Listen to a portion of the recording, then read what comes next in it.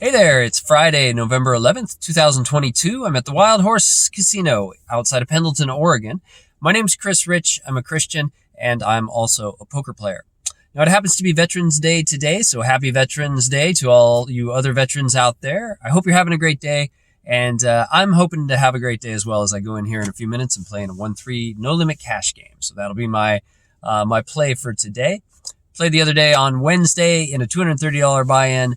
No limit tournament, and I will play tomorrow in the main event, a $560 buy-in no limit tournament. It's a 2-day event, so day 2 on Sunday. If I don't make it to day 2, I'll be back on Sunday for a little cash game to close out the series. Now let me tell you about some exciting news. Exciting news for me that happened the other day. And we're going to start with God first, and then we'll put poker second.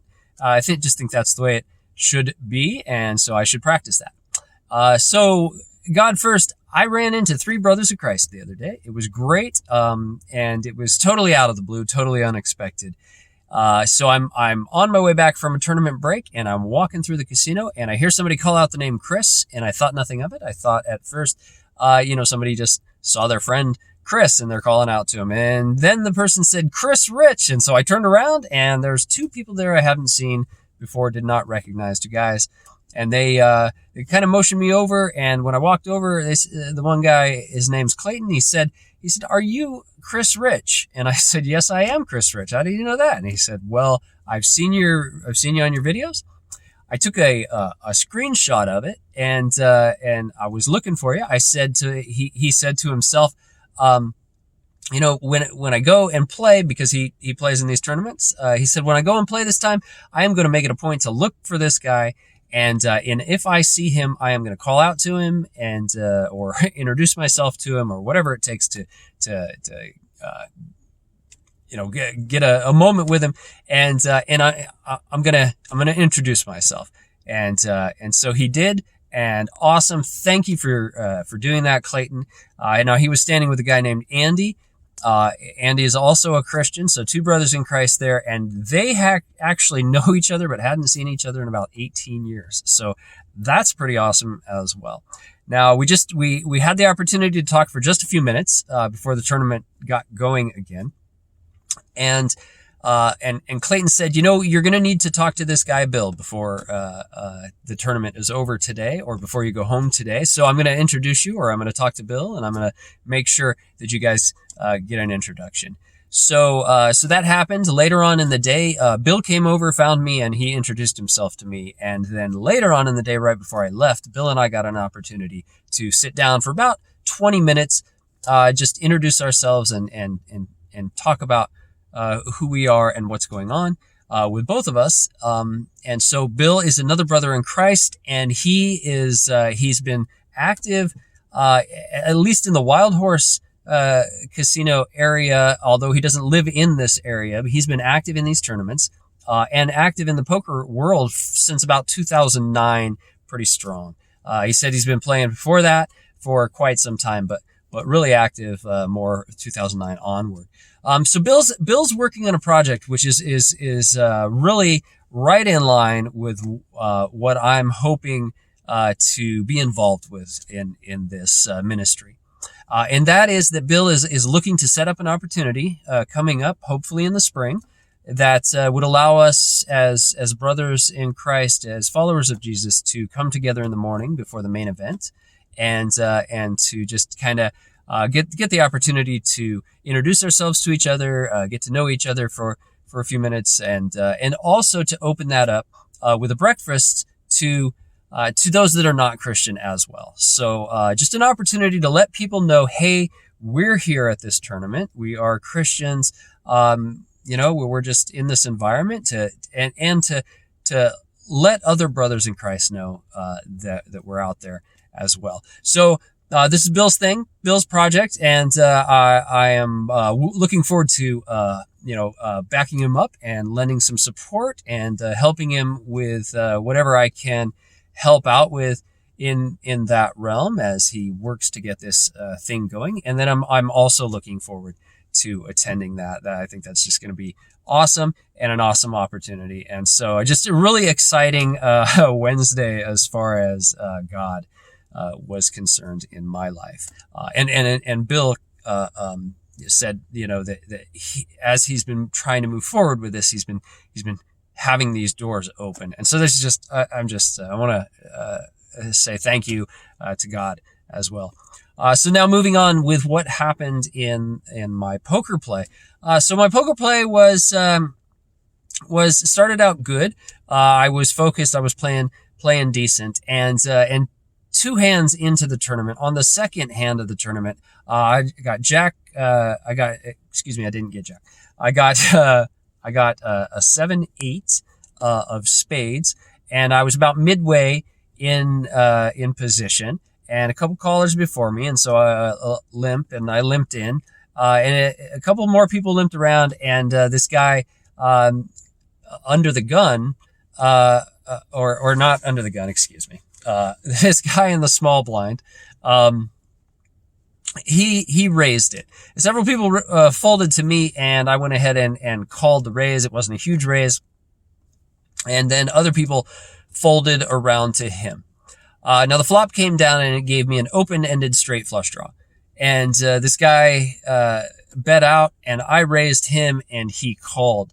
Now the turn gave me a 5 and made me to 9 high straight. So I had 5, 6, 7, 8, 9 with 4 spades, and I thought for a second, and I felt like the way that guy had played, and the way he had raised, and the way things were going so far, I thought there was a strong possibility that either he was on a big pair or a set and would not lay his hand down, or he was on a flush draw that was higher than mine, and I didn't want to play weak here and get sucked out on with a higher flush draw. So I went ahead and just shoved all in, and he called me almost instantly with pocket aces, and then the turn, or the river card, came down to 10. Now I had a 10 high straight, and my hand held up, and I doubled up second hand of the tournament. So that was pretty awesome. I really didn't get much more after the first break. So up until the first break, for the first 3 levels of play, I actually was playing like that, and playing pretty decent, and I was getting some hands to go along with it, and I was moving my stack up. But after the first break, when we came back, I really started to get less in the realm of playable hands. I did get some, but they were hands that I would end up having to fold after, say, the flop, or after the turn, after I'd invested a little bit of money. So it was chipping away at me. Then I got a hand that I called in the small blinds, or in the big blind, against a raiser that was under the gun. I ended up flopping 2 pair. This guy flopped a straight. And after I invested some money with a raise and a re-raise by this guy, and then we get to the turn, and the card that came down and the way he played convinced me that he had the straight. I ditched my hand. He showed me that he did indeed have the straight, so I folded my 2 pair and saved myself some money, but knocked myself down quite a bit at that time. Chunked off a little bit less than half of what I had in my stack. So from there on, I really didn't get much. I didn't play very well. From then on, I think I was playing a little too fast, a little too overcall, but I was able to survive until into the 8th round. 8th round, I got a pair of jacks. I was about 21,000 with the pot being 4,000 to start, 1,500 blinds, 1,500 ante, and so I had pocket jacks. It went call, or it went limp to me. There's about 7,000 in the pot at that point. I had 21,000 in my stack. I could do a few things here, but since what I felt was appropriate, and the way the blinds were at that point in time, I felt my best move was to shove. So I shoved. I got called by one person. Everybody else folded. That guy had pocket kings. It was pocket kings against pocket jacks. I ended up losing the hand. And I could have played it a couple different ways. several of those ways would have led to the same outcome.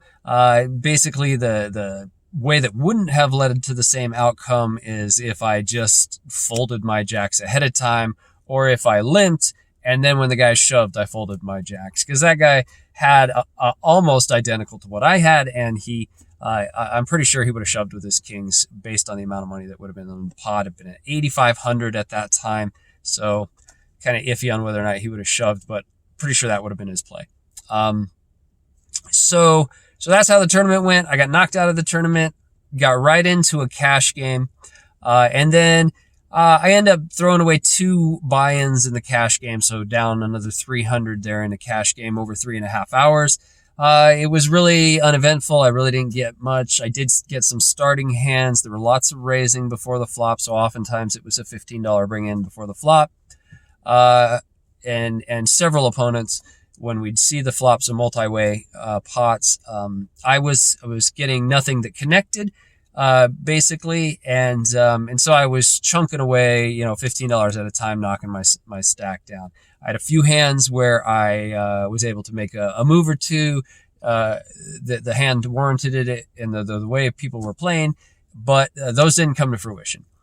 So just ended up basically, I didn't win a pot in the cash game and threw away $300. And then I got up and I left and I went home. But I'm back today, gonna go play, and I've rambled for long enough. So a couple things though. Hit the subscribe button just to stay up to date with what's going on. If you have any idea of what you'd like to see me talk about in these videos, let me know. Right now I'm trying to cover basically, what happened in some poker and what happened in my walk with God. So if you want to see more details about one or two of the other things, or you have something else that you'd like me to talk about on these updates, just let me know. Touch base on Twitter at DL Poker Ministry. Touch base at my email, dlpokerministry@gmail.com, or comment in the comment section here on this YouTube video, and just let me know what you'd like to see. These are really designed to be more of a spur of the moment, in the mission field commentary. Just a heads up, this is what's going on. So let me know how you'd like this to go. Just see what we can do. Thanks a lot. Thanks for paying attention, tuning in, and God bless you. Hope you have a great day.